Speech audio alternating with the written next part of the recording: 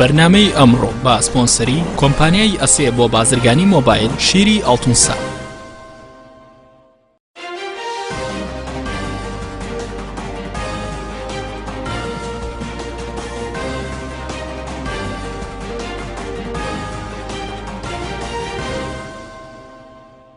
بەناوی خوای گەورە سڵاوتان لەبێت بەڕێزان. دوای برارەکەی دادگای فیدراڵی عێراق وا بڕیارە لە 12 تەمووز پەرلەمانی عێراق دەست بە کارەکانی بکاتەوە. دوای ئەوەی دادگای فیدراڵی عێراق لە بەرژەوەندی سەلیم جبوری کێشەی پەرلەمانی عێراقی یەکلا کردەوە، وا بڕیارە 12 تەمووز یەکەم دانیشتنی پەرلەمانی عێراق لە وەرزی یاسادانان دەست پێ بکات. بە میوانداریێک لە بەڕێزان دکتۆر بەختیار جەبار شاوەیز ئەندامی پەرلەمانی عێراق لە فراکسیۆنی یەکێتی نیشتیمانی، هەروە عادل نووری ئەندامی پەرلەمانی عێراق لە بەرەی چاکسازی تاوتوێم پرسە دەکەین.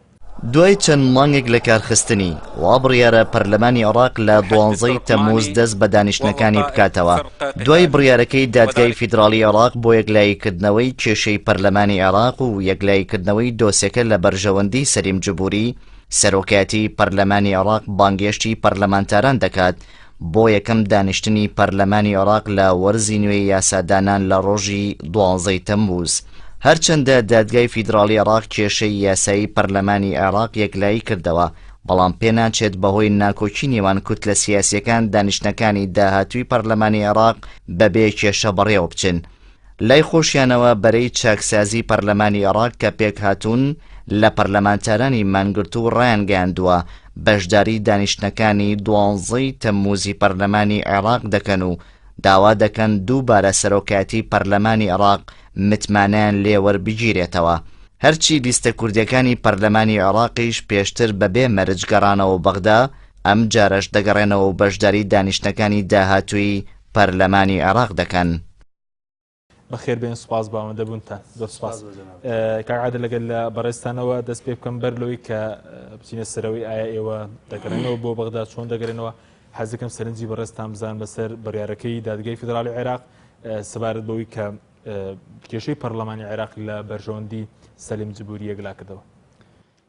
بەناوی خوا سوپاس بە جەنابتان. سڵاو بۆ بینەرانی خۆشەویست. وەڵام لە جەنابتەوە دەست پێ یەکەم بڕیارەکەی دادگای فیدراڵی سەلیم جبوری هەڵوەشاند، هەر تێک و پێکی هەڵوەشاند. یعنی ئەوەی کە ئاڵی لە بەرژەوەندی ئەو دەرچوو زۆرێکە بەلا مەجایسە بەت باسم خۆم لە جەلسەکەی دادگا بووم و حیثیەتی قەرارەکەش بڕیارەکە لەسەر زمانی مەدحەت مەحموود کاتێکە دانیشتنی 26 مانگی هەڵوەشاندەوە باسی کرد چی بوو. حەزەکەم ئەم بکەم بە پێشەکیەک لە دوا جەلسەی دادگای فیدراڵات چی گوزەرا. طبیعی ئێمە بۆ ئەوەی ئەو پەرلەمان لەو کێشەی کە دروست بوو دوای دانیشتەکانی 14 مانگ دەرکەین لەوەی مانگرتوان ناو پەرلەمانە بوون و کۆمەڵێک لە دەرەوە ئاینوز بێنە ژوورەوە دوجار سەلیم جبوری بە سەگی پۆلیسی و بە کۆمەڵێک کۆماندۆز و ئەسکەرتاری و هاتە ژوورەوە حەیدەر عەبادی و ئەوەی چوونە قاعێکی مغلقەوە و شتەکان ینی بارودۆخێکی نەئاسایی بوو. ئێمە ئەو کات لە ڕاستیان لەسەر پێشنیاری من بوو کاکە بەنسبەت ئێمەوە مانگرتن تەواو خۆمە حرەسی نین، پەرلەمان نین، ئەمجا ئەمە خۆم چەکداریش نین شەڕە قازی فۆشتی وا بکەین. ئێمە ئاحتیادی ئەچین لە دادگای فیدراڵی ئەو یاسایی. زۆر باش. ئێوە چەند سکاڵتان تۆمار کرد لە دادگای فیدراڵ وەکو بەرەی مانگرتووە؟ ئێمە 35 مان تۆمار کرد. 35 سکاڵا، 3 وەزیریشمان هەبوو ئەوانەی کە ئیقالە کرابوون، ئەوانیش ئەو بوو بە 38 سکاڵا. 38 سکاڵەکە لەبەرەوە بابەتەکە تقریبان یەک بابەت بوو، کردیان بە یەک مرافعە و کردیان بە یەک جەلسە و یەک کەیس. بەڵام دوجار بڕیارەکە لە بەرژەوەندی سەرۆکایەتی سەلیم جبوری و پەرلەمانی عێراقدا بوو، ئارامی شێخ محەممەد و هومە محەمودی. نەخێر، باسەکە ئێمە ئەوە بوو کە دانیشتنی 26 مانگەوەی تاعانمان کردبوو، باسی ئەوەکەین کە ئێمە چیمان داوا کردبوو، ئیعلام لە دەرەوەچی تێگەشتەوە ئەو کێشەی خۆیەتی. ئێمە داوامان کردبوو ئەو دانیشتنەی کە وەزیرەکانی پێی قالە کرا، ئەو دانیشتنی کە 26 مانگ بە دانیشتنی سەگە پۆلیسەکە و قاعی داخراوە ئەو شتانە، ئەوانە ئەوە جەلسەیەکی ناڕەسمیەوە هەر لێکەوتەیەکی لێبوو بێتەوە تەبعات نایاساییە. وەزیرەکانی شەر ئەوان وتبوو و ئەو 5 وەزیرەش کە دەستیان پێ لە کار کێشرا بووە لە شوێنەکانە کۆمەڵی وەزیری تر دانرابوو، ئەوانش تەبەن تاعینیان کردبوو. دوای چەند جەلسەیەک و چەند زەخت و فشارێکیش دادگار ڕێک ئەوەی کرد کە ئێمە داوامان کرد دانیشتنەکەی 26 مانگی هەڵوەشاندەوە. دانیشتنەکەی 14 نیسانیشی هەڵوەشاندەوە ئەوەی ئێوە کە داوەتان کرد بوو سەرۆکاتی پەرلەمانی عێراق دوی بخرێتەوە. بەڵێ بەتەکید ینی بەنسبەت ئێمە ئەو دانیشتە کردمان سەرۆکێکی کاتیمان هەڵبژاردبوو بۆ ئەوەی شتەکان یەکلا بکرێتەوە بەڵام لەبەر ئەوەی هاتن پەرلەمان داگیر کرا بەوەی کە باسم کرد ئێمە خۆمان دوور خستەوە لە پەرلەمان مشکل نەبوو بەلامان هەردوو دانیشتەکەی هەڵوەشاندەوە بەڵام دانیشتی ئێمە هیچ مشکلەیەکمان نەبوو. بەڵێ کەواتە بە کورتی برەرەکەی دادگا شکستێک نییە بۆ بەرەکەیەوە لە ناو پەرلەمانی عێراق. لە 100% ئەوەی ئێمە ویستمان دادگا بڕیارەکەی وادا یەکەم ئەو حیسیاتەی لەسەر زمانی مەدحت مەحموود بوو یەکەم وتی لەبەر ئەوەی دەستەی سەرۆکایەتی بە سەرۆکایەتی سەلیم جبوری دوکتۆر سەلیم جبوری مەجموعی خروقاتی یاسایی و دستوری کردووە لە دانیشتنەکەی 26 مانگا یەکەم ئەمە قسەی خۆیەتی یەکەم سەگی پۆلیسی هێناوە کە ئەمە مەعهود نییە لە جەلسەکانی تر ئەوەی کردبێت. دوو عسکەرتاری و بزاهرەیەکی عسکەری و مەزاهری عسکەری و چەکداری لە ئەو دانیشتنا بوو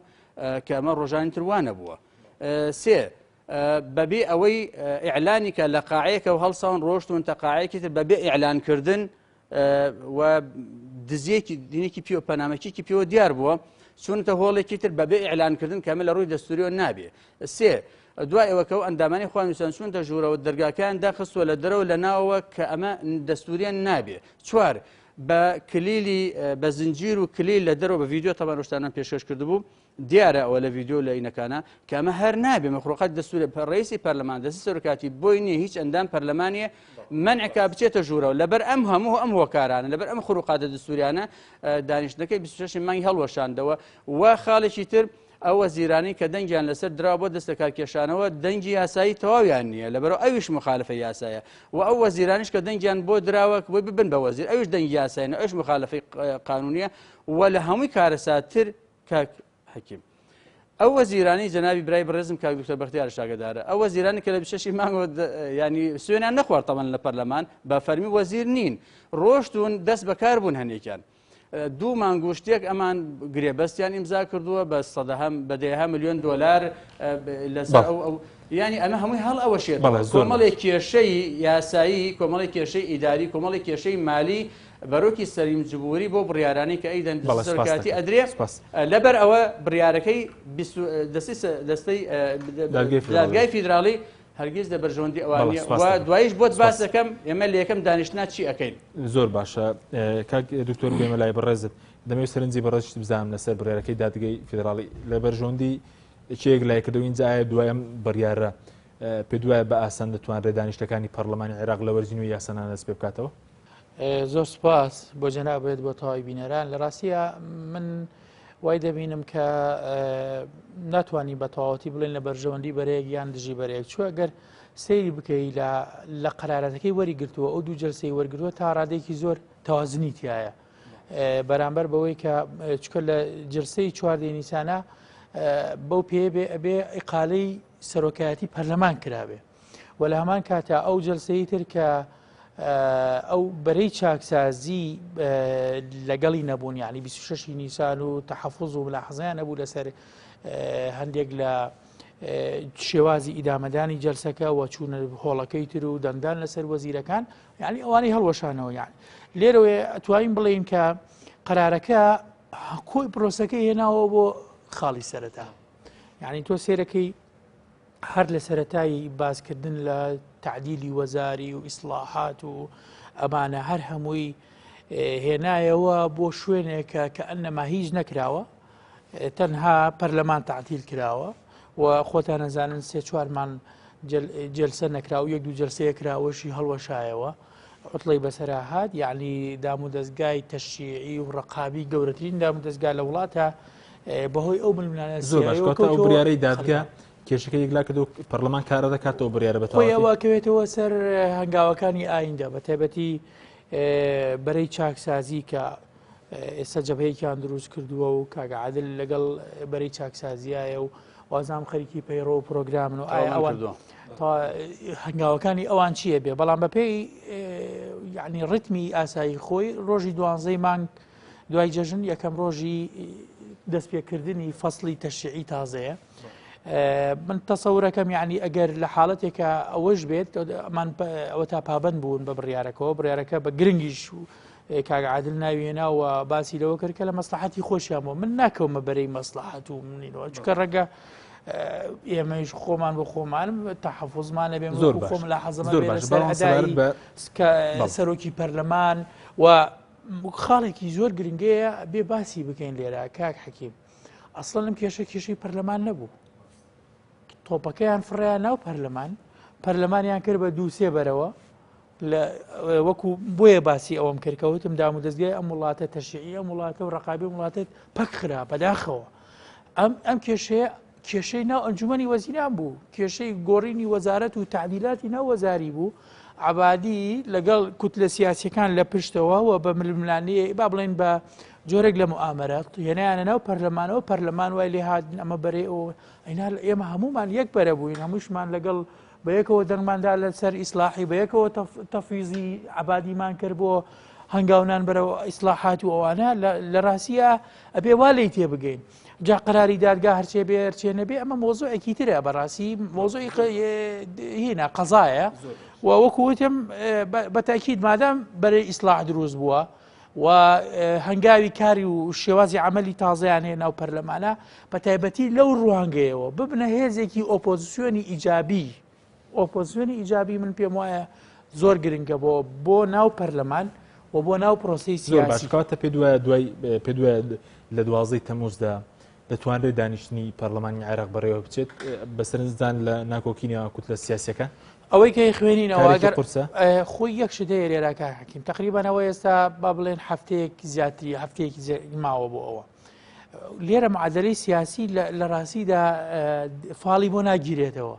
بۆ لەبەرەوەی گۆڕانکاری زۆری بەسەرالێ جاری وایە لە ساعاتێکەوە بۆ ساعتێکی تر گۆڕانی و مووقیفی کوتلەی سیاسی یەتە پێشەوە یعنی بۆ نمونە سەدرێ پێ بڵم سەدر لە جاری وایە لە هەفتەیەکە 4-5 هەڵبەزوودا بەزێتەوە ئێستا حالیەن یەک بەیانی توندی دەرکردووە کە بێتەوە لای بەرەی چاکسازی ئەمانیش نابێت زۆر دڵیانی خۆش هەرەو نەزانی تا بەردرگاکەیە لێوە لەگەڵیان ناگەڕێت زۆر متەزەبزبە یعنی پرۆسەکە بەدریەکانیشەوە تازەشتی تازەیان وتوە لەبەرەوە ناتوانیەوە بڵێ بەڵام قەرارە کۆبوونەوەیە ڕۆژی سێشەممە 12 تەمووز کۆبوونەوەیە و بەرەی چاکسازیش بەشداریەکەن لەبەرەوە نیچابە بێ مادام وانیش بەردەویستی بە چەندە بەوەی کە دانیشتی پەرلەمان 165 ئەندام کە ئەوان بێن ئیتر مشکلەی نیسابووشت نامێنێ وەکو ئەماژەم بۆ شکەم قەرارەکەی محکەمە قەراری قاتع ملزمە و باتە یعنی دوای ئەوە هیچ تەعنوشت وەرناگرێ هەرەوەیە کۆتایی هاتووە بە تایبەتی ئەمە شەنگاوێکی خۆش بووکە ئەمان بە شێوەیەکی پێشوازیان لە بڕیارەکە لەبەرەوە زۆر ئێستا ئێوە کاک عادلۆک و بەرەی چاکسازی سەلیم جبوری کە پێشترەوە پێتان هێڵی سوور بوو کە سەرۆکی پەرلەمانی عێراق بێت ئێستا بە ئێوە بە سەرۆکی دەزانن؟ بەڵێ بۆت باسەکەم یەکەم ئەوی شەی ئەمە کردمان کە برای بەڕێزم باس کە هەم بەرنامەی جەنابیشتن بەرنامی ترمان کردووە بە نسبەت ئێمەوە کێشەمان لەگەڵ پەرلەمانە قەتعەن نەبوو هەتا 14 مانگ ئێمە لە هاوینە ڕابردووە هەموو ئەو شەقامی عێراقی و مزاهرات و سەورەی کارەبا و حەیدەر عەبادی هەر ئەو کاتە ویستی کورە بخاتە مەرمای ئێمە داوای تەفویزی لە ئێمە کرد کە تەفویز ناتوە خۆ سەرۆکی ئەنجومەنی وەزیرانی جێی تەنفیزیت کارەبا ئەدەی بە خەڵک نایدێت چه عەلاقەی بە تەشریع وایە مدیر عامێک خەلەلی هەیە بڕۆ باینگی بیخەرسزنەوە دەریکە فەسلیکە نەقلیکە ئەمە ئیجراعاتی تەنفیزیە ئەمە قەراراتی ڕۆژانەیە کە هی خۆتە عەلاقەی بە تەشریعەوە بەڵام وەختی ئەو شەوەکەی وایوت کوڕی خەتە بەیانێکە ئێمە بیرمان کردو ئەگەر ئێمە دەستکەین بە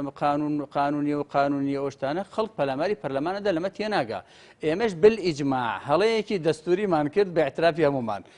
دەستمان بەرزوە کرد بۆ پێشنیارەکەی تەلەڤیزیۆنەکەی حەیدەر عەبادی کە نابێ سەرۆکی ئەنجومەنی وەزان لە تەلەڤیزیۆنە دوا لە پەرلەمان ئەبێ بێت پرۆژەی هەبێ بینێرێتە ناو لیژنەکان دیراسی بکەین قیرائی ولاوتسانیەی بۆ بکەین دوایە تەسووتی بۆ بکەین ئێمە لەبەرەوە زانیمان وەزعی شەقامی عێراقی ئیزافەتەن بۆ یەکین مەرجعیەت زەختێکی زۆری لەسەر هەموو لەبەرەوە ئێمە ژیرانە من ئەڵێم پەرلەمان چەنی نۆ بوو کاک دکتۆرانی مانگی هەشت بوو پێم وایە نۆی هەشت بوو نۆی هەشت ئێمە زۆر زیرەکانی ئیشمان لە پەرلەمانە بەڵام زۆر بەداخەوە دوایی زۆر خراپ شکاوە بەسەرمانە نابە ئەمە تەواوکەم ئێمە بالئیجمان دەستمان بتوان کاکەوە فەوەڵ ناکتەوە کە ئەمە بەڕاستی نادەستوری بوو ناقانونیش بوو بەڵام ئێمە وەزعەکەمان دەرکرد حەیدەر عەبادی کەزانی تۆپەکەمان خستۆ مەرمای خۆی ئەم جارە دەستی کرد بە شکۆشکاندنی پەرلەمان پێشێلکردزانی بۆی ناچێتە سەر چەند مانگ ئەم لا ئەولا دوای تەفویزی شتەکەمان لێسەندەوە دەسەڵاتی چونکە هیچ عەلاقەی بەوە نەبوو 2000 هاتە کابینەی هاتە سەر ئەوەی ڕێنەیەکی کرد بەڕاستی نامە ناو ڕێنە من کابینەیە گۆڕم کاکە هاتە ناو پەرلەمان وتمان کابینە جارێ یەکەم بۆ ئیگۆڕی ئەم جار ئەمە هەمووی ئەگۆڕی یا بەشێکی ئەگۆڕوتی نازانم کاکە بۆ ئەیگۆڕی ئەکەم بە تەکنۆقرات ئەمانە خۆت نەتیە ناون هەمووی تەکنۆقرات نییە باشە وەزیرێکی فاسدت هەیە پرسیارمان لەکرد وەزیرێکی فاسدت هەیە وتی نەخێر وەزیرێکت هەیە گێرە شێوێن بێ نەخێر وەزیرێکی فاشلت هەیە تا لای بێن نەخێر ئەم کابینێت ناتەبایە ئەگەر ناتەبێت و نەخێر تەبایە ئەی بۆ ئەیگۆڕی کاتی ئەیگۆڕی تۆ کۆمەڵێ پارە ئەبێ بدەی بەمانە بۆ تەقاعود بوونیان ئەوە زیرانەی کە ئەیە ئەبێ خامیان بۆ بکەی ئەبێ نازامچیان بۆ بکەی سیارەیە پارەیەکی قسمەیە با نەخێرەی تریشی بەزیاگەم خۆت تەکنۆکراتی خۆت نەخێر خۆت محاسب حیزبی هاتووی وتی محاسب ئەیخوا کاکە تۆ خۆت محاسب حیزبی نەبوایە 1 ملیۆن کەس بۆ ژمێرم لەم عێراق لە حەیدەر عەبادی شایستەترە لەبەرەوە حەیدەر عەبادی گێچەڵی بە پەرلەمان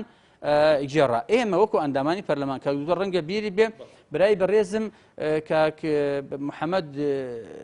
سووری خۆمانی پیاڵین لە محەممەد لەگەڵ کا دکتۆر عەرەفات وان لە تەریشمە دەستم بەرزۆ کرد داوای نقطە نظام کرد لەسەر جبوری هەرچی هاوارمەگەفای ڕۆژێ دوو ڕۆژ لە 12 مانگ هەڕەشەمان کرد کاکە ئێمە ئەمە قبولمان قبولێ سەلیم جبوری نەهات بە داوای ئێمەوە بوو بە دەرگاوانی حەیدەر عەبادی لێرەوە ئێمە تووڕە بووین لە دەستی سەرۆکاتی پەرلەمان ئێوە پێشتر داواتان دەکرد کە سەرۆکاتی پەرلەمان بگۆڕدرێت و دانتان بە شەریعەتی سەلیم جبوریدان ئێستا هەمووتان بەرەکەتان بە سەرۆکی پەرلەمانی عێراقی دەزانن بە چاوان ئێستا جوان بتەبە دوای ئەوە کە من 30 جار ڕۆشن لە سەلیم جبوری وتمان ئێمە حەیدەر عەبادی بانگ ئەکەین 61 ئیمزامان بۆ کرد بۆ ئیستیجابکردن وتی نایەڵم وتمان کاکە ئەبێ بانگی وتی نایەڵم وتی ئێمە 4 ساڵ اتفاقمان کردەوە دکتۆر فواد لەو شوێنە ئابێ من لێرەم حەیدەر عەبادی لێ ئابێ وتم ئەگەر فاشلیش منتی بەڵێ ئەگەر دزی و دەخەڵ و هەروتی بەڵێ وتم دەی کاکەوە ئێمە ئێوە لابین ئێوە هەتا من بە سەلیم جبوری وت بەم لەفزە حاكم زاملي دكتور خلف عبد الكريم عبطان شهادة والله سنذبحك على منصة التغيير معلومة يعني يوم بس أتان قورن لا تانا بين سلم جبري زور غريب بلايوه وأزاني ناتوين لاعبين بالفعل دسمان كرد أوا إستا إما سوري لسر لابردني دستي سروكاتي بآلتي دستوري خو ما بشر قاذفة نابي زور باشا بلام إستا إيوه بسروكي دزانن يعني إستا سلم جبوري سروكي برلماني عراق ببي دادقاي فيدرالي عراقي دوانزەی مانگ ئێمە ملتەزمین بەوە چونکە خۆی ما ئەشتی شخصیمانیە لەگەڵ یان ئێوە دوانزەی مانگ کە ڕۆشتینەوە دوو پرۆژەمانەیە پرۆژە یەکەمان ئێستا ئیمزای تەوامان کۆ کردوێتەوە 110 ئیمزا پێشکەشەکەین ڕێک ئەبێ دەنگدان لەسەر دەستەکار کێشتان دەست سەرۆکاتی بکرێت ئێمە دەنگی تەوامان مسۆگەر کردووە لە ئێساوە ئەوە خاڵی دووەم پرۆژەیەکمانێ پرۆژەی چاکسازی تەواومان کرد بە کاملی چاکسازی لە دەستگای تەشریعیە ڕقابیە ئەوە بەڕێکوپێکی من و ئازان هەموو ئەندامانی پەرلەمانی عێراق دەنگی لەسەردەن ئەوەشەکەین بە کارنامەی داهاتووی پەرلەمان لەبەرەوە ئێمە شەڕمان لەگەڵ کەسێ شەڕمان لەگەڵ گەندەڵ ئەمانوێ پەرلەمان کارا بکەینەوە پەرلەمان لەم گێچەڵ تێپێچانە لەم فاشلبوونە لەوەی کە نەتوانێت شکۆی خۆی پارێزی حەیدەر عەبادی هەر ڕۆژە بە زەرفێکی سپی و زەرفێکی داخراوە فڕێدا بەسەرمان ئێستا ئێوە 12 مانگ دووبارە داوای لێ دەکەن بەهێزێکی بە گوڕوتینێکی زۆر بەهێزەوە ئەچێنەوە پەرلەمان دانیشتن ئەکەین داوای دەستەکارکێشان دەستۆرکاتیەکەن و دەنگی تەواویشمان بۆ مسۆگەر کردووە دەنگ پێویستی بە چەندە بۆی کەوان دەستبەرداری 110 کەس بۆ ئەوەی داواکە پێشکەش کرێت ثلث دوایی 165 کەس بۆ ئەوەی تەواو دەستەکارکێشنەوە بەڵێ زۆر باش کاک دکتۆر پێدوانیانی ئەگەر دووبارە ئەوان داوای دەستەکارکێشانەوەی سەرۆکایەتی پەرلەمانی عێراق بن کێشەکە ئاڵاز بێتەوە نەتوانرێ دەست بەدانیشتەکان بکرێتەوە ئەزانی خۆی با ئێمە وا بەو شێوەیە ئینی نەکەین نەک ئەمان هەر لە لایەنێکی تر و هەر کوتلەیەکە گەر لە ڕووی قانونیەوە ئیشەکان تێپەڕێنە حەقی خۆیەتی یعنی بۆ نمونە دەستورە نیزام داخلی پەرلەمانە ڕێگەی داوەستە و ئەندام پەرلەمان داوایەکی وا پێشکەشکە ئەبێ بە هەند وەربگیری و بخرێتە بواری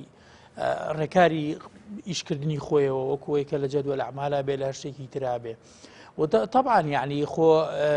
لبرانبر ئەمەشدا بەرەیتر هەیە و با بڵێن بەرەی حەیدەر عەبادی و بەرەی ئەوەی کە بمێننەوە ئەوانەی تریژ هەیە و کێشە ئەکەوێتەوە ناو پەرلەمانەوە بەڵام ئەگەر تۆ لە ڕۆ دیموکراسیەکەی شۆ سێری ئەم مەسەلەیە بکەی لە ڕاستیدا ئەمە کێشەیەک نییە یعنی بگرێ ڕەنگە هەنگاوێکی گرنگ بێ بۆ مەسەلەی دیموکراسی و ئەوانە قەیچێکا بۆ ئەگەر کەسێک مادام نیوە زیاتری یان با بڵێن مادام بە ڕووی دەستوری و قانونیەوە ڕێکاری خۆی ئەبڕێکە ئەم هەیئەتێکە نەیتوانیوە ئەرکەکانی خۆی ڕاپەڕێنێ شکستی هێناوە بۆ نەگۆڕێ یعنی خۆ لێرەدا یەک خاڵ زۆر گرنگە بە ڕێی من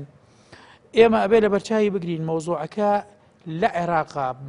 پرۆسەی سیاسی لە عێراقا لەسەر ئەساسی تەوافق دانراوە واتە لەسەر ئەساسی با بڵێن حتا دەستورەکەش کە نووسراوەتەوە کە لیژنەی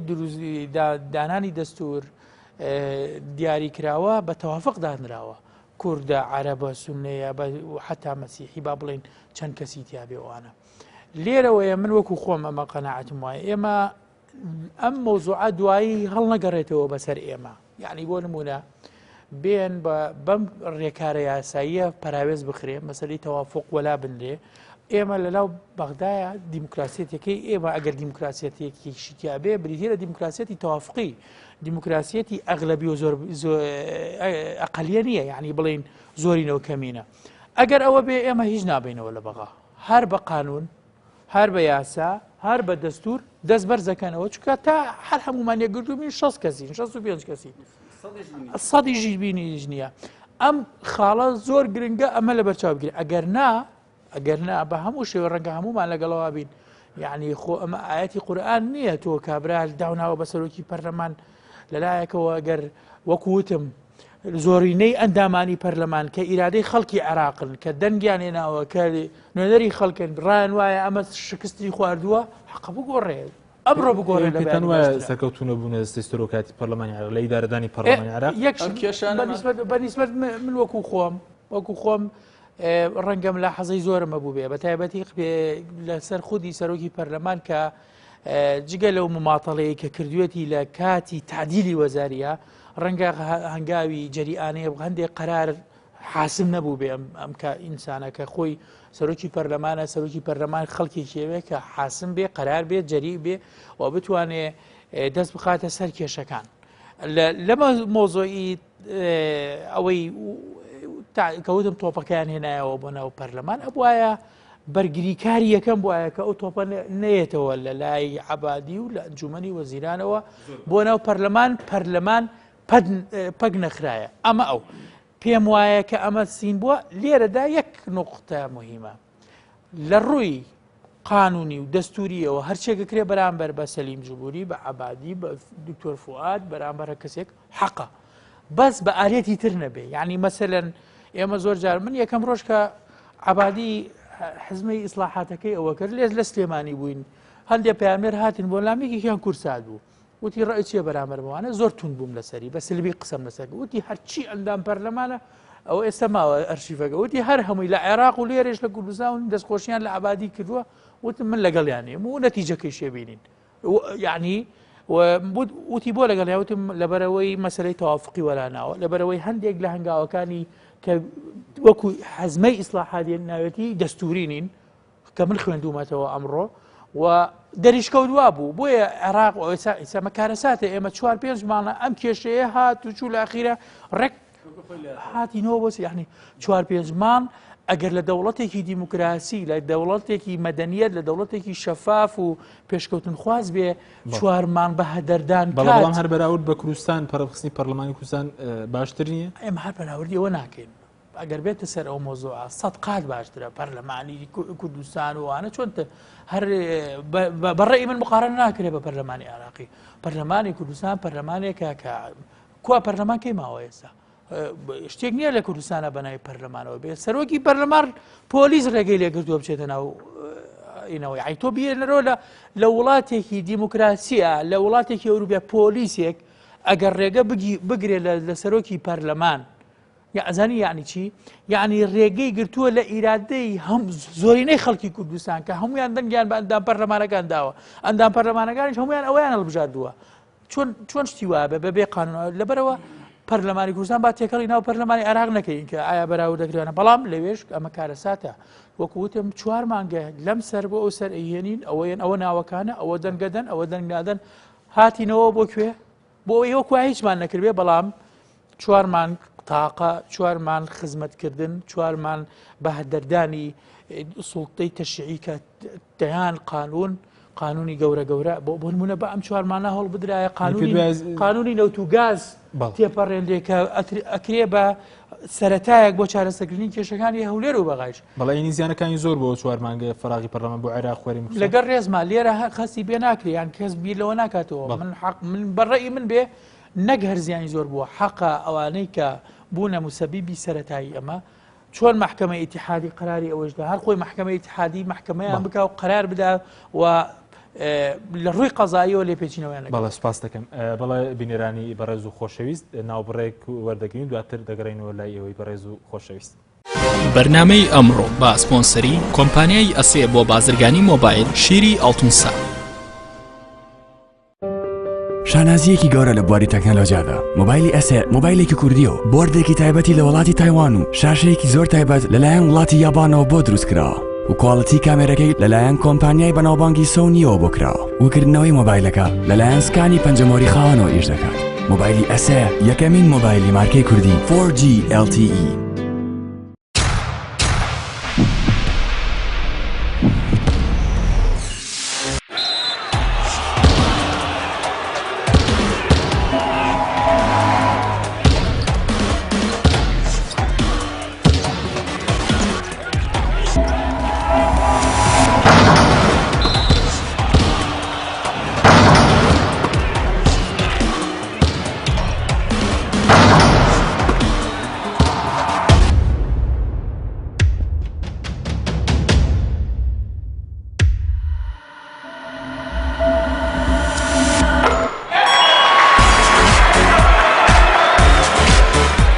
سەرکەوتنە گەورەیە تەنها شیری وشکی ئەڵتونسای تەمێکی ڕاستەقینە و 100 لە 100 سروشتی نۆشی کەو هەمیشە بە بەهێزی بمێنەرەوە. بەرنامەی ئەمڕۆ بە سپۆنسەری کۆمپانیای ئەسێ بۆ بازرگانی مۆبایل شیری ئەڵتونسا. دووبارە سڵاوتان لەبێت بەڕێزان کاک عادل ئەگەر بێمەوە لای بەڕێستان سەبارەت بۆی کە بەڕێستان وتان ئێوە لە یەکەم دانیشتنەوەی پەرلەمانی عێراق لە 12 تەمووز داوای لابردنی سەرۆکاتی پارلەمانی عێراق دەکەین بەڵام سەلیم جبوریش لە بەیاننامەی دوای برەرەکەی دادگای فیدراڵی ڕایگەاندەوانەی کە یاسایان پێشێل کرد ئێمە دەیاندەین بە دادگا ئێوە مەترسیەوەشتان نییە کە ئێوە مەسەلە سەلیم جبوری بەری چاکسازی و مانگتوان بدات بە دادگا؟ من لەوەی برای بەڕێزم ئاخر وشەی کاک دکتۆر بەختیار و دەست پێکەم بەتەکید بە پێی حیثیاتی ئەوەی نطقی قرارەکەی مەتحەت مەحموود کە دانیشتنی 26 مانگی پێڵۆشاندەوە بە 6 خاڵ تقریبا دەستەی سەرۆکایەتیان سەلیم جبوری متهم ئەکرێەوە ئێمە خۆمان حازر کردووە هەموو ئەوانە دفعاتی لەسەر کۆبکەینەوە و دەستەی سەرۆکایەتی بە تایبەت دکتۆر سەلیم بدەینە دادگای ئیتیحادی ینی هەر لە شتی نەزاهواتە ئەوانەی کە مخالفات ئێوەش بەنیاز دووبارە سکاڵ نەبەتەکی هەرجگە لەوەی کە لای ئەبین هەر ئەیدێنە دادگا چونکە مخالفاتی دستوری و قانونی کرد کە وەختی لەسەر زمانی سەرۆکی دادگای فیدراڵی ئەڵێ ئەم پیاوە مخالفاتی دستوری کردووە ئەوار خۆی ئیتیهامکردنە لەسەر زمانی منە لەسەر زمانی ڕئیسی محکەمە ئەڵێ بڕۆن شکاتی ئیجراعاتی یاسایی لەسەر بکەن و ئەڕوات طبیعی یەکێک لەو شتانی کە ئێمە ئەو بزوتنەوەمان دروست کرد لە ناو پەرلەمانە ئەو جمع و جوڵ و جوڵانە و بۆ کاراکردن دەستەی سەرۆکایەتی وەکو برای بەڕێزم کاک دکتۆر بەختیاریش باسی دەستەیەکی دەسەوسان دەستەیەکی ترسنۆک دەستەیەکی بێدەست و کەس دەستەیەکە لە بەردەم سوکاتەکانی حەیدەر عیبادیە سوکاتەکانی سەدرەکانە بۆ تعبیری شەڕ من ئینەکەم وانی ئەو دەستا ملا حەسەم تەنها لەسەر سەلیم طبعا سەرۆک کاریگەری هەیە ئەو ئەبوایە قرارەکانی حاسم سەلیم جبوری ئەگەر بیەوێ طبعا تەفعیلەکە ئەگەر شتێ نەوێ ڕێکی خات بۆ دیواتەوە لە هەموو حاڵەتێکە دەستەش ئەگەر یەکێک لە دەستەکان بیانویان نیانوێ بۆ شتێک ئەتوان با ئەمەتەوە بکەم لەبەر ئەوەی تیاری سەدرەکان هاتن کابینەیەکی نەجەفیان زەبئین کرد فەرز کرد بەسەر پەرلەمانش ئەبێ حاکم زاملی کاک دکتۆر لێوەزان وتی ئێوەمان بۆ ئەوە هێناوەتەوە کە دەنگ لەسەر ئەم کابینە بدەن سەلیم جبوری جاتیەوە تۆزێ غیرەت بیجوڵێنێ بڵێن نەخێر ئێمە کەس بە زۆر نامان هێنێتەوە و هیچ ئیرادەیەکیش فەرز ناکرێت بەسەرمانە وتی باشە باشە بەسەر بەس میکانیزمە ئالێتەکەی چییە پیان کردن و دوایش ئەو سوکاتیان کرد کە کردیان و بەوشەوە ئێمە تووڕەی نیگەرانین بێزارین ممتعیزین ملاحەزەمان لەسەر کردی پەرلەمان لەسەر ئەوەی کە شوێ پەرلەمانیش کاندووە ئەمە یەک دوو ئەوەی کە لە حەیدەر عەبادی ویستی پێشێلی پەرلەمان و شکۆی پەرلەمانی کرد کابینەی بەسەر هەموومان هەڵوەشاندەوە هەرچی کابینە وابینە حەیدەر عەبادی هەموو هەرچی تیاری سەدەی هەموومان لابردەوە وەزەکەمان جێراوە بۆ پێشوو و ویست وتمان نا بۆ پێشێلکردن و سوکاتیکردن بە دەستەی سەرۆکایەتی بە پەرلەمان بە دەستور بە ئەو شکۆکەم ئێمە بووین بە پارێزەری هەیبەتی پەرلەمان. ئێستا ئێوە لەناو پەرلەمانی عێراق وەکو بەری چاکسازی دەبن بە ئۆپۆزیسیۆن لە مەسەلەن 12 مانگە بەڵێ بەتەکید ئۆپۆزیسیۆن لە یەکەم جەلسەوە دەست پێەکەین و یەکەمین جاریشەکە لە پەرلەمانی عێراق یەکەم جار لە پەرلەمانی عێراق ئۆپۆزیسیۆنێکی زۆر کار بەڵام چۆن ئۆپۆزیسیۆنێک و جەنابتان ئاگادارن ئێستا ئێمە بە فەرمی 98 ئەندامین بەرەکەتان بەڵێ 98 ئەندام وەکو قایم ماوێنێتەوە وەکو کورد و پەرلەمانتاری تێ ئێوە لە دەستەی سەرۆکایەتی و لیستەدا بەڵێ من دەست سەرۆکایەتیم لە هەیئەی سیاسیم ئەی کێ سەرۆکایەتی دەکات نیمانە سەرۆکایەتیمانە سەرۆکتان نییە خۆی ئەسڵی جمو و جوڵەکە بزوتنەوەکە من ئەحمەد جبوری دەستمان پێکردیانی احتیسام کرد بەڵام دوای جەماعەتی عەبادی هاتن دوای تاریس عەفوەن مالکی هاتن حیزبی داوە دوای جەماعەتی سەدرەکان هاتن و دوای دەرچوونەوە خەڵکی ئەهات و ئەڕۆشت خەڵکێک هاتووە فشاریان لەسەر دروست کردووە کە ئافرەتە تەلاق ئەدرێ ئەگەر ئینسحاب نەکەی بەنەوە توش گەوتین کوتلەی پەرلەمانی عێراق دەبن لە 12 مانگە و کە دانیشتەکانی دەست پێ بکاتەوە ئێمە نەکردنەوە 98 لەسەر وەرەقەین بەڵام زیاتر لە ینی بینی 45 تا 50 کەسی ترمان ڕێک لەگەڵ وەکو خۆمان بەڵام ناوێن لەسەر قایمەکەنێ لەبەر زۆر هۆکاری ئیجتیماعی هۆکاری حیزبیاتی هۆکاری مەساڵح و بەرژەوەندی ئێمە جێگە لەو دوو پەرلەمانتارە کە لەگەڵ ئێوەدان بەڵام ناتوانن خۆیان ئاشکرا بە تەئکید زیاتر لە 30 کوردمان لەگەڵە 30 کورد بەڵێ کاوتۆریشی لەگەڵا ئەوەیتر نازانین نازانم ئەوەش یەکەم جارە زیاتر لە 30 یعنی کوتلەیەکتان لەگەڵا ناشرت نییە و گومانە با بۆ نەچێ لە هەموو لە فراکسیۆنەکان خەڵکەیە لە هەموو فراکسیۆنەکان زۆر باش کاکتۆر ئەگەر بێم و لای بەڕێز سەباردەوەی کە کورد چۆن گەرێتەوە بۆ بەغداد ینی پێ دوای هەموو لایەنە کوردەکان بەژاری کۆبوونەوەکەی 12 مانگ دەکەن وەڵامی بانکێشەکەی سەرۆکاتی پەرلەمانی عێراق دەدنەوە بەتاکید ئێمە پێش ئەم فترەیە کە جەلسەیە کرا لە ناو پەرلەمانە بەشداریمان کرد لایەنەکان هەمووان لەوێ بووین کۆمەڵی ئیسلامی نەهاتبوو بەڵام شەوی ئەخێش قەراریاندا کە زانی جەلسەکە دینکردەوە بێنەوە و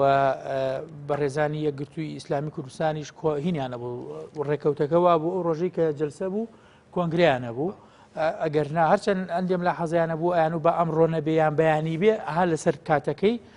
وتوبیان ڕۆژی سێشەمە و چوارشەمە با بڕۆینەوە و بەرحاڵ هەتا ئێستا ئێمە مولزەمین و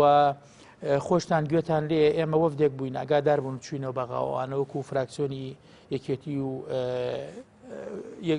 گۆڕان مەهامێکی دیاریکراومانە بوو بریتی بوو لەو ئەو پەیامەی کە لەناو ئەو ڕێکەوتنا هەیە بۆی لەگەڵ لایەنەکانە نەک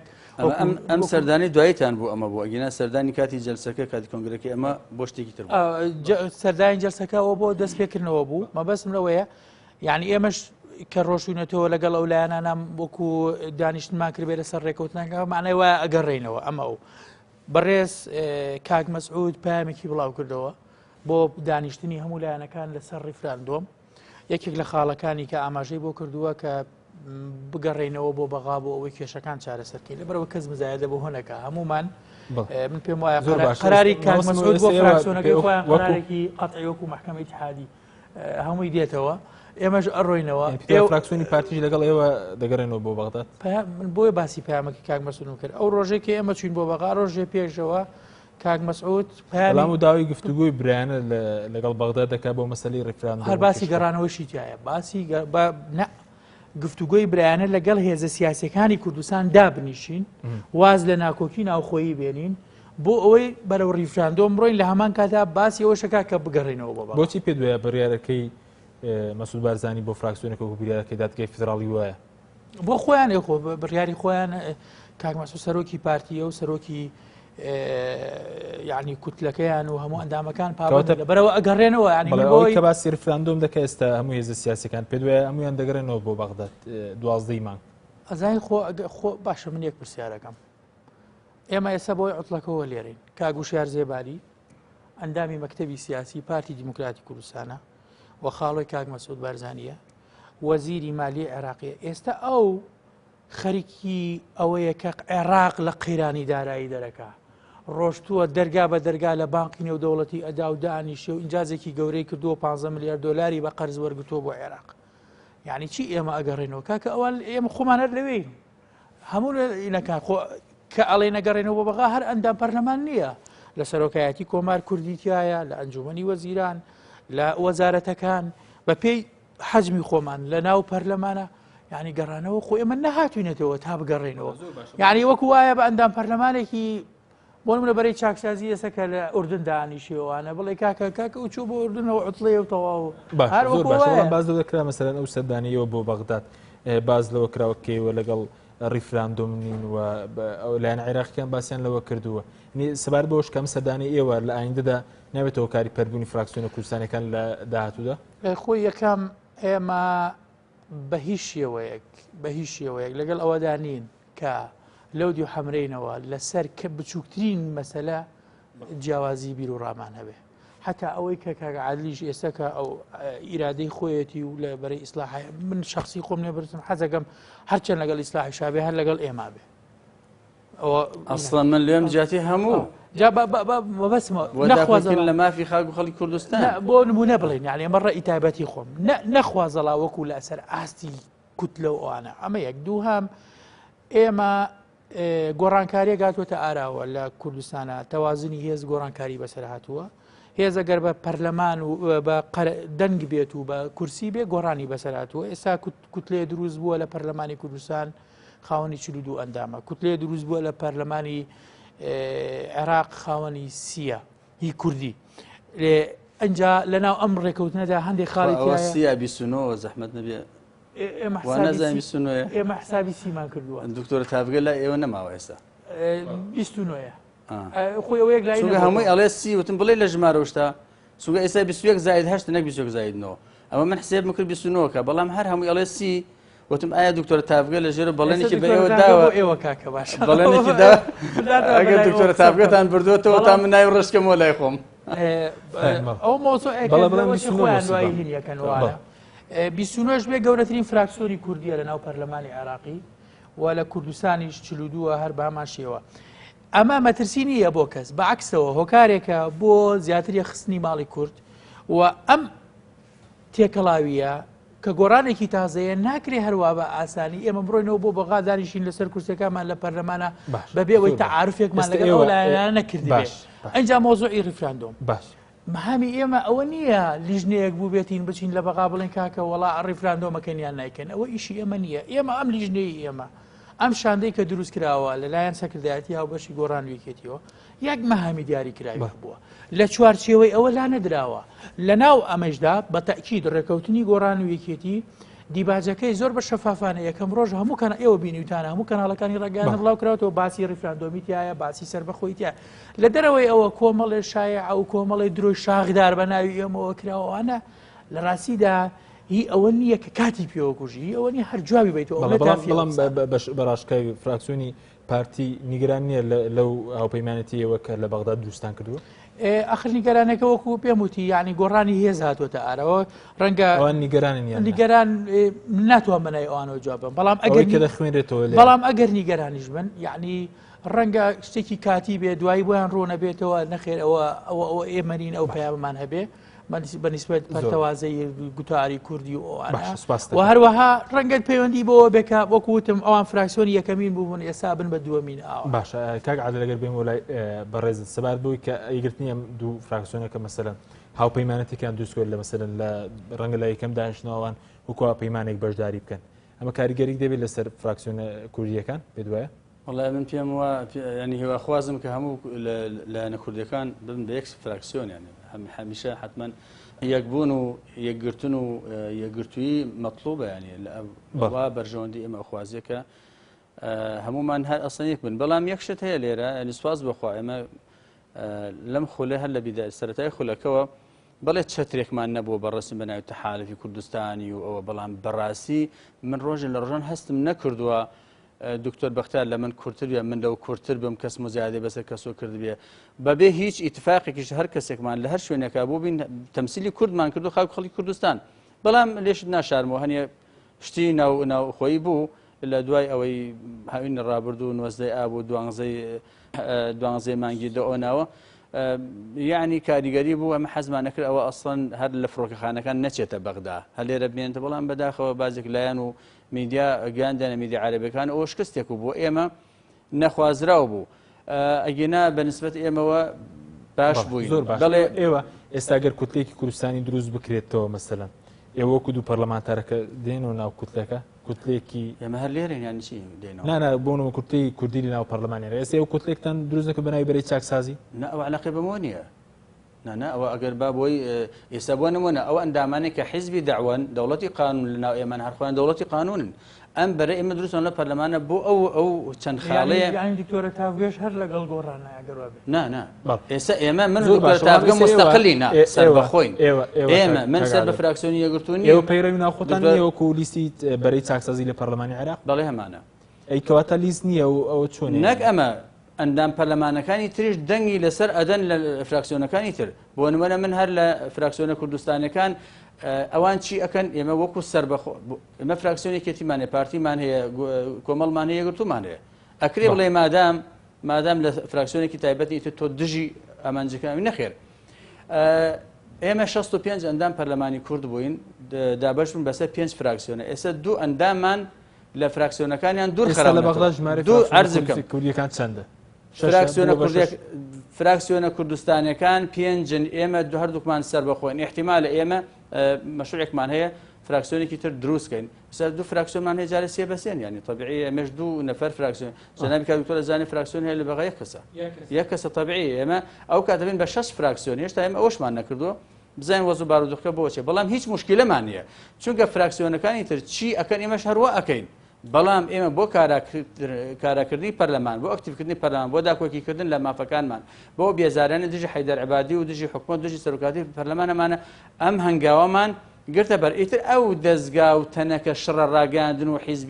حیزبی و سێبەری حیزبێ زۆر بەداخەوە کە چاوەشەکاریان کرد ئەمە یەک ڕزیما هیچ علاقەی بە کورد و بە ماڵی کوردی و بەوە نەبوو هەمووی تەشویکردن و تەشیکردن و دوای خۆشیان باجیاندا بەداخەوە دوای هەفتەیەک دەرکەوت کە کێ ڕاست بوو ئەوەی ئێمە کردومانە هەر ئەوانە ئەڵێن کە دکتۆر بەختیار باسی کرد بۆ کاراکردن و ئەکتیڤکردنی پەرلەمانە بوو ئەوەی کە شکۆی پەرلەمان نەشکێ من لەسەر یەک کۆمنتم هەیە ئەم ئەگەر سێ مانگ بێ مەسەرەن ئێمە زمانێکی عوتڵە بوو تەبەن دوو مانگی پەرلەمان بەو بارودۆخا ڕۆشت باشە 22 مانگ پەرلەمان دەوامی کرد بۆچی یەکدانە لەو یاسا گرنگانە نەوتوغازە مادەی 140 حرس وەتەنیە محکمە ئیتیحادیە کەمە کۆمەڵی یاسان هیچ ساڵانی ڕابردووی 10 ساڵ ئەوەنە خولی یەکەم و خولی دووەمن ئێسمە خولی سێمین بۆ نیان کرد بۆ نیان خستە کارنامەوە هەر لەبەر ئەوە بوو کە ئیرادیان سەلیم جبوری و کەسانێکی تر مەسەرن چیان ئەویست تیان ئەپەڕان چیان نەئەویست تیان ئەپەڕان ئێمە ئەمە جم و جوڵ و جوڵانەوەمان کە بۆ ئەکتیڤکردی پەرلەمان لە یەکەم جەلسە ئێمە ئەبینن یان ئینشاڵڵا یەکەم جەلسە ئێستەیە و بە فەرمانی ئێستا مەسەرەن ڕەنگە فراکسیۆنە حیزبیەکان فراکسیۆنە کوردستانێک هەر کەسە و بە فەرمانی حیزبی خۆی بگەڕێتەوە بۆ بەغدا ئێوە بە فەرمانی کێ دەگەڕێنەوە بەغدا فەرمانی خۆتان یاخود بە فەرمانی ئێمە ئیشمان بە پەرلەمانەیە ئێمە ئەمان لە زووترین کاتە دانیشتن پەرلەمانکەین بۆی بەرنامەکان بەسەر پەرلەمانە بخێنە دەنگدانەوە لەبەرەوە طبیعیە ئەمجار ئەوەی ئەگەڕێنەوە منش وەکو برای بەڕێزم کات دکتۆر بەختیار ئێستا ئێمە عوتڵەیە لێرەین کوردەکان هەر لێ بوون هەر ڕۆشتون مقاتعیان نەکردووە ڕۆژ لە ڕۆژە مقاتعیان نەکردووە کەوتیشیان ئەیکەین ڕۆشتنەوە بارحاڵ ملاحەزە چی بێت چی نەبێ ڕۆشتنەوە بازێکیان چوونەوە هەنێکیان جێمان هەنێکیان نەچوونەوە بەڵام ئێستا لەبەر عوتڵە لێرەین ئێمە بەس ئێمە مقاتعەمان کردو بە فیعلی و بە ڕەسمی بە فەرمی لەبەر ئەوەی دوای ئەوەی کە بڕیارەکەی دادگای فیدراڵی دەرچوو داخوازیەکانی ئێمە جێبەجێ کرد کابینەکە حەیدەر عیبادی هەڵوەشاندەوە جەلسەکەی هەڵوەشاندەوە ئەوەی بە ناقانونی نادەستوری کرد ئەوە ئێمە ئەو داوایانەی لە محکەمەی دادگای فیدراڵی کردبوومان هەمووی هاتە دی بەشێکی تری داواکاریەکانمان ماوە دەستوری یاساین ئەچین لەناو پەرلەمانە ئەبێ ئەو بکەین خۆ لەدەری پەرلەمانە ناکرێت مەسەرەن 110 ئەندام ئەبێ ئێمە بچین تەقریبی دەستەی سەرۆکایەتی بکەین دوای ئەوە ئێمە پێویستمان بە 165 ئەندام هەیە بەلایکەمە بۆی دەستیان پێ لە کار بکێشینەوە دوای ئەوە ئێمە پرۆژەیەکی چاکسازیمان ئەبێ بچین لەناو پەرلەمانە عەرزی کەین نمایشی کەین بۆیان بخوێنینەوە تا ئەوان دەنگی لەسەر دەبێ بە کارنامە هەموو ئەمانە ئەم چالاکیانە ئێمە لەناو پەرلەمان ناکرێت بۆیە ئێمە خواخۆمانە ڕۆژە زووتر دانیشتنی پەرلەمان بکرێت بۆی بچین کارنامەکانی خۆمان پێشکەشکەین بەڵێ زۆر باشە کاوی تۆرە گەر بگەم وڵای بەڕێز ئێستا ئێوە 12 مانگ مثلەن فراکسیۆنی هاوپەیمانەتی ڕاگەندراوی فراکسیۆنی گۆڕان و یەکێتی بەڵێ ئێوە دوازەی مانگ بەچ ناوێت مثلەن بەشداری و کۆبڕ وەڵاهی ئێمە لە ڕاستیدا ئەم ئەوەی بەغامان حەزمان کرد سەرەتا بە شێوەیەکی عملی دابەزین یعنی نەگەر نەزەری بێ ئەوانە بە تەکیدە و شاندە با بڵێن لەسەر ئاستی علاقات و ئەوانە ئیشەکەوە لە دوای جێژنیش بەر لە گەڕانەوەمان دانیشتمان هەیە و لە ناو خۆشماندا دەسەکەین بە مەسلەی نووسینەوەی نظام داخلی بۆ ئیتیلافەکە چۆن بێ و مەسلەی ناو وابزام شتێکی ئەو نەمهم نییە بە قەدەرەوەی کە ناوەڕۆک مهمەکە ئیشی لەسەر بکەین وابزام ئەو وەفدەیش کە چوینە ئەوێ نەک هەر بووە هۆی ئەوەی کە با بڵێن جوم و جوڵە سیاسەکە ئەوە بکە بەڵکو سیر هەستمان کرد کە لایەنە عێراقیەکان نەگەر پێشوازێکی گەرمەکەن بەڵکو ئەیانوەدی ئێمە بەشێکی لە پرۆژەکەتان ئەمڕۆ عێراق پێویستی بە یەکگرتن و ئەوانەیە و لەمەش گرنگتر هەستیان کەوت بە ئەو دۆخە چەق بە سوەی کە هەبوو لە بەغا ئەوەش جوڵایەوە چکە ئێمە لەسەر تقریبا لە ماوەی 48 ساعاتە 15 قیادە یەکەمی عێراقیمان بینی تەنها علاوی ئەو ڕۆژە سەفەری کردبوو ئەگەرنا عەدنان جەنابی و مەسئولی یەکەمەکانیان لەوێ بوو لەگەڵ مەیسوون دەمەلوجی و هەروە هەمووی لە ئەسەر ئاستی یەکەم بوو یعنی سەرۆکی حیزبەکان لەگەڵ سەرۆکی کوتلەکانیان نبوو لەبەرەوە من پێم وایە لە ڕوویناوە ڕەنگە ناوەکەی مابێت و ئەوانە بەڵام ناوەڕۆک و کەوتوەتە سەر پێی خۆی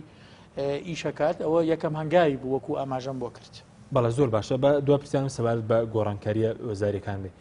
پێ دوایە ئەم جارە گۆڕانکاریە وەزاریەکان دوای دەستپێکردنەوەی دانیشتوی پەرلەمانی عێراق چۆن دەبێت پێ دوای گۆڕانکاری بەسەدا گۆڕانکاری لە کابینەکەی عەبادی خۆی لە دوای قەرارەکەی محکەمەی ئیتحادیەوە با بڵێن جۆرێکی تر لە معادلە هاتوۆتە ئارەوە یعنی ئەبووە ئێمە چاوەڕێوەمان بکردایە لە دوای 12 مانگەوە پێنج وەزارەتەکەی تر وەکو تەکمیلە بەهاتایە و تعدیل بکرایە بەڵام ئێستا وەکو هیچ نەکرا بێ ینی هەڵوەشایەوە ئێستا کۆمەڵی خیارات هەیە یعنی یەکەمیانەوەیە کە ئیقالەکردنی حەیدەر عەبادی سەحبی سیقە و ئیستیجواب لەلایەن کیوە هەندێک لە کوتلەکان ئەمە جوڵن هەندێکی تریانە نەخێر هەر سێ سەرۆکایەتێک هەندێک زیاتر مصر لەسەر خودی سەرۆکی پەرلەمان لەبەرەوە پێم وایە تعدیلی وەزاری جارێت بەلایانی کەمیەوە دواخراوە تا ئەو مەسلەیە کۆنتڕۆڵ زۆر بەکوی دەخێکی بۆ بەرەزان پرۆژ چاکسازەکەی و بەگشتی ئەوەی کە ئامادەتان کردو بۆ دانیشتنی 12 تەمووس کە یەکەم دانیشتی پەرلەمانی عێراق دەست پێ دەکات و خاڵە سەرێکیەکانی چین لابرنی شی تێدایە 25 خاڵە ئێمە چاکسازی ئەوە پرۆژەکە علاقی بەرابردنەکەونیەوە پرۆژەکە چاکسازی لە ئەدای دەستەی سەرۆکایەتی ئەمە کۆمەڵی تەم 25 خاڵە یەکێک لەوانە ئەو دەسەڵات و سوڵتە و سەلاحەتێنێکە لەوانە ئیعادەکردن بۆ لیژنەکانێکی لەوانە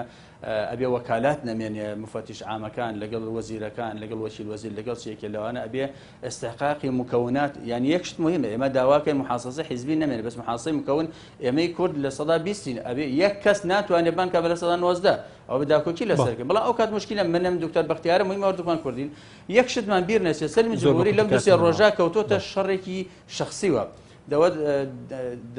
سکاڵا لەسەر ئێمە تۆمانەکە وەکو دانەدانە ئەوە وای لێ ئەکا کە هەموو ئەندامەکانی تریش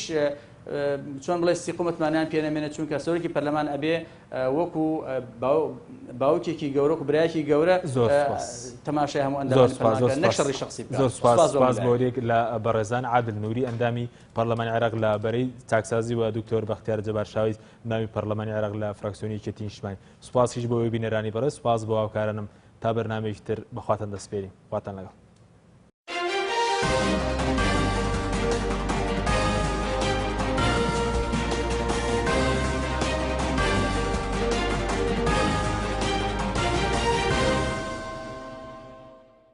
بەرنامەی ئەمڕۆ بە سپۆنسەری کۆمپانیای ئەسێ بۆ بازرگانی مۆبایل شیری ئەڵتونسا.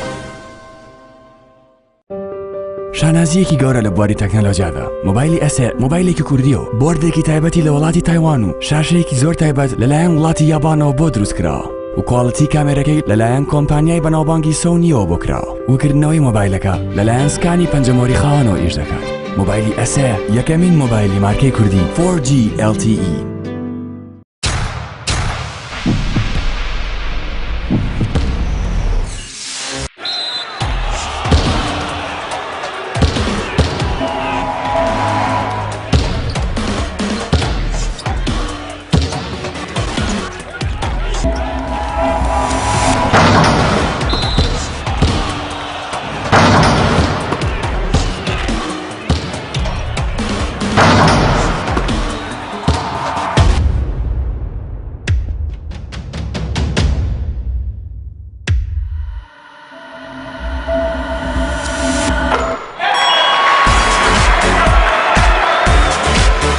پێشبڕکێنی ئەم سەرکەوتنە گەورەیە تەنها شیری وشکی ئاڵتونسار تەمێکی ڕاستەقینە و 100% سروشتی نۆشی کەو هەمیشە بە بەهێزی بمێنەرەوە.